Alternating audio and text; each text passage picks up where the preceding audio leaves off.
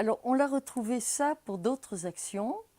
Je pense par exemple quand nous étions rentrés au consulat au moment de la reprise des bombardements sur le Vietnam. On était rentrés, on était, je sais pas, une bonne dizaine.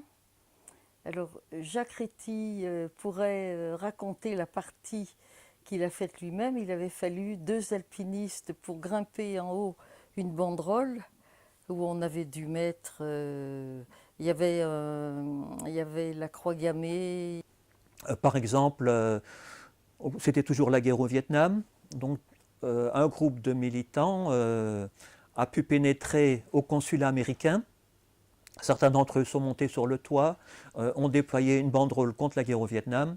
Le drapeau américain a été remplacé par un drapeau nazi. Bon, on a été mis en garde à vue et après, on a été poursuivi en fonction de la loi anti-casseurs. Et aussi bien le substitut que le président du tribunal, qui était un monsieur Robin, ont dit mais ils n'ont rien cassé, ils ne sont pas rentrés à force ouverte, ils ont averti les gens qu'ils n'allaient rien casser, ils ont rassuré, donc on a été relaxés. Donc une application de la loi anti-casseurs qui aurait peut-être pu nous être appliquée parce qu'on avait déchiré un drapeau, on était rentré dans le bureau du consul, on serait tombé peut-être. Donc il y avait donc ces troisième aspects qui amenaient les magistrats à réfléchir et à dire la manière dont ils voyaient le droit dans des affaires politiques.